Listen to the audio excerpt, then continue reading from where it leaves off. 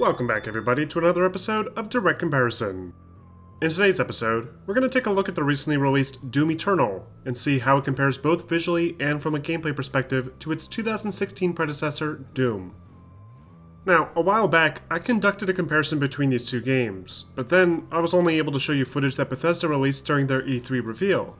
But today, we can finally take a closer look at the work that id Software has done, including weapon and monster redesigns, along with how the new gameplay features impact the flow of the overall experience. For this comparison, both games are going to be played on the PC with the graphics settings pushed to their highest possible values at a 1440p resolution, and the motion blur settings will be disabled to improve image clarity. Alright, so to kick this comparison off, let's start by looking at some of the character and weapon models, beginning with the Doomslayer himself.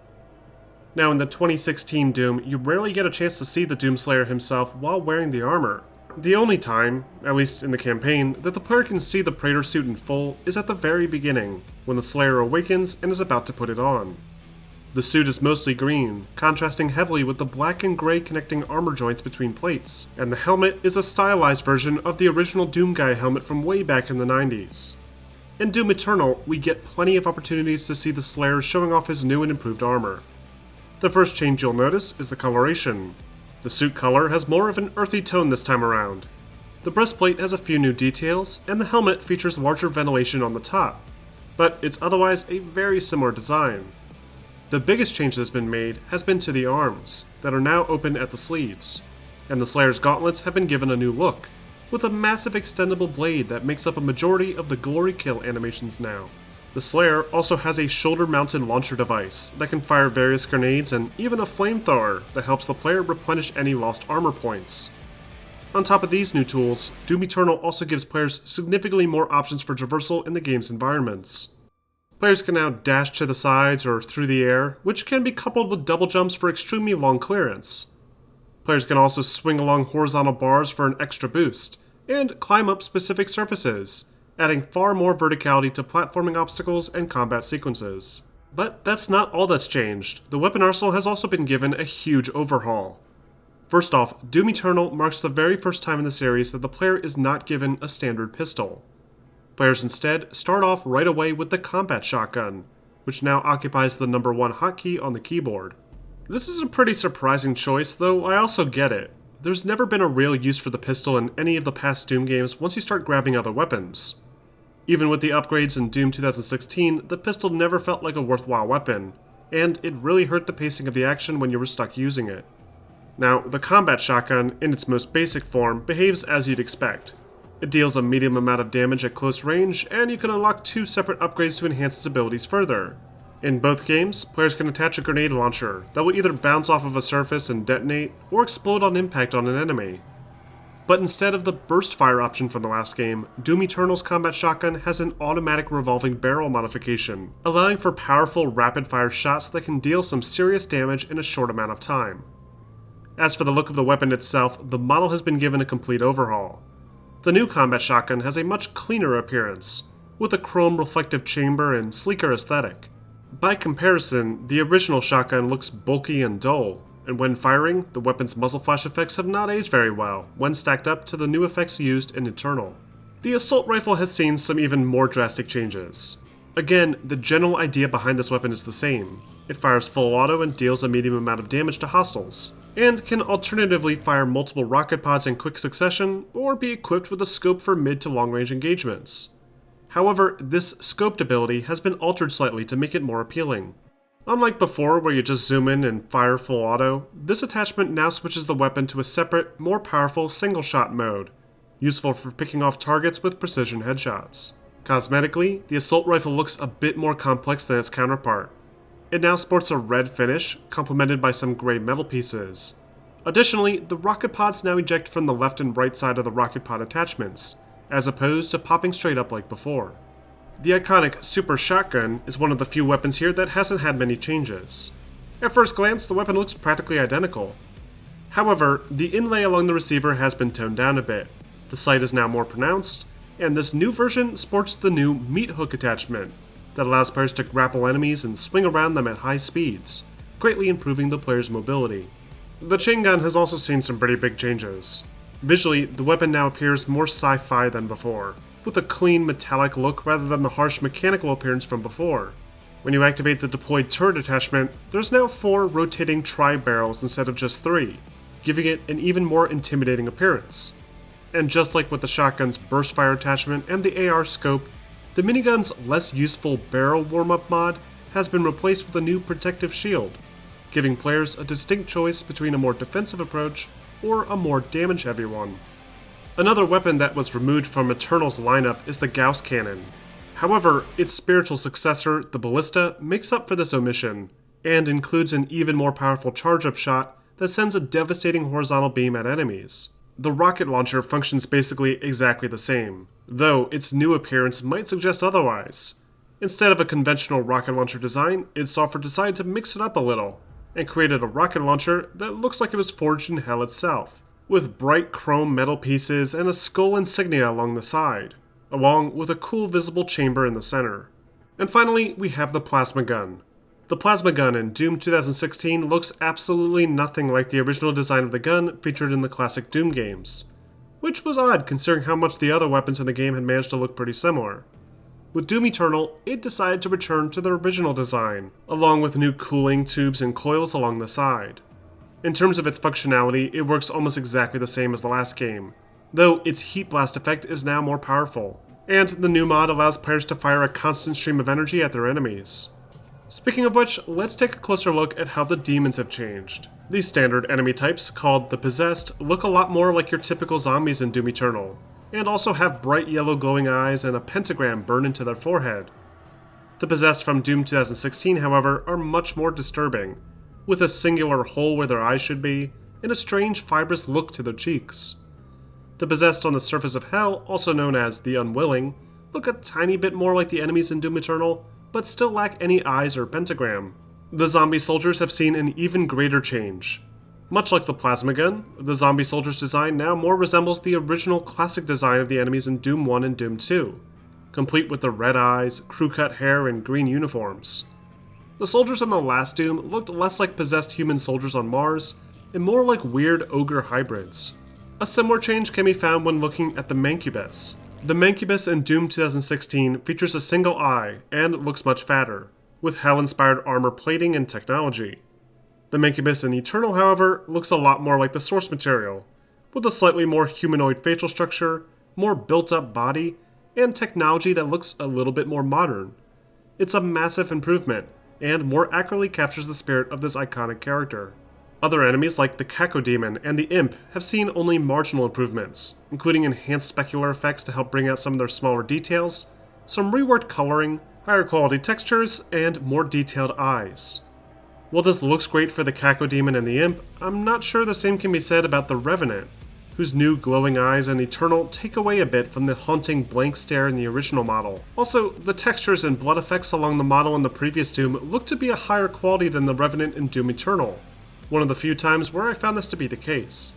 Along with all of the returning enemies, Doom Eternal also features several new enemy types, some from past games in the series, and some never-before-seen foes.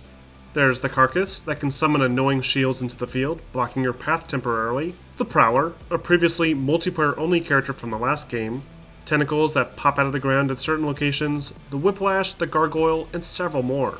Eternal easily offers the most challenging roster of foes in the series to date, and the level environments are built specifically for players to move around quickly to keep their distance from them. Just like with Doom 2 back in '94, Doom Eternal takes place on Earth, with Hell's forces attempting to take over. Most of the environments offer a mix of ruined skyscrapers and shopping centers, along with fleshy interior spaces, hellish landscapes, and frozen temples. Doom 2016, on the other hand, takes place mostly in a high-tech UAC facility on Mars, with a few opportunities to travel to the surface of Hell itself. The level structures are still very similar, with a semi-linear design, large open arena spaces to fight in, tons of secret collectibles and unlocks, and lots of platforming in between it all. But the platforming in Doom Eternal is far more ambitious. Players will need to run, jump, and climb a lot more frequently, sometimes while fighting enemies. As I mentioned before, the new climbing tools mixed with the dash ability really help to build on the game's verticality, and to account for this, levels are much larger, meaning you'll spend likely twice as long exploring as you would have before. Now, in terms of straightforward level texture quality, it's hard to really compare anything, as the environments are so drastically different. Though I will say that the textures in Doom 2016, especially in the hell areas, have not aged very well, and often look really low res and blurry. Doom Eternal, on the other hand, looks pretty sharp all throughout, and the level of detail is an easily noticeable improvement. Next, let's talk about the lighting effects. Now, with a linear shooter like Doom, you can't really expect much in terms of dynamic lighting effects or anything like that. Though, the more interior-focused design, mixed with the frequent smoke effects, helped to make the lighting in the original game feel more volumetric. Whereas now, it doesn't really stand out as much. All that being said, things like reflective surfaces and specular lighting have been improved drastically, and the brighter environments give Doom Eternal a much more colorful and appealing tone. Doom 2016 is a much darker experience, with dimly lit hallways illuminated by small fires and blinking lights every few feet. Eternal feels like it's always taking place in broad daylight, which is consistent with the fact that the cities are being engulfed by hellfire. So, how about effects? Effects are a major part of the Doom experience. Particles, fire, and explosions frequently appear throughout encounters with enemies, and Doom Eternal is no exception. However, I was disappointed to find that explosions aren't quite as impressive as they were previously. The smoke is downplayed a bit more, and there's less visible particles and shrapnel. Eternal does make up for this though, with much better fire effects that feature higher resolution flames and better environmental reflections to help them stand out more. What really stands out though is the improved gore give system. Enemies in Doom 2016 could be torn apart slightly, with bits and pieces breaking away, but not like this. Each enemy in the game can be ripped apart, with bright red flesh being exposed, giving a clear indicator to the player that they've engaged that enemy in the past. And some of the glory kill finishers and chainsaw takedowns are so satisfyingly grotesque that you're just going to have to play the game and see them for yourself to really appreciate them. Finally, let's wrap up with a sound comparison. Which game do you think has the superior audio design?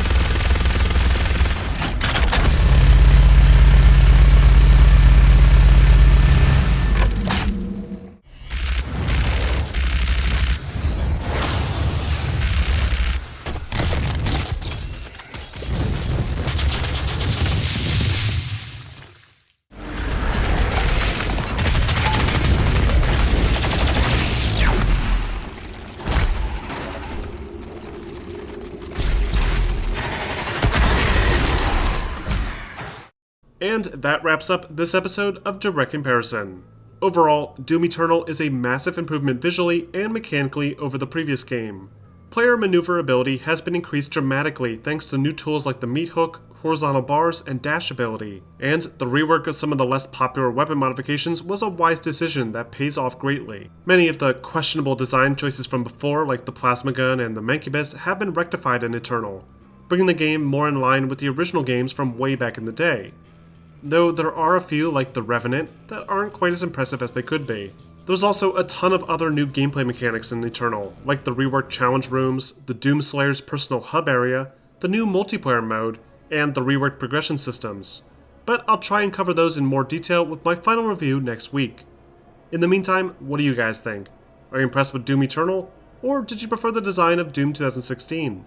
Let me know in the comments section. And of course, don't forget to like and subscribe for more videos posted every week.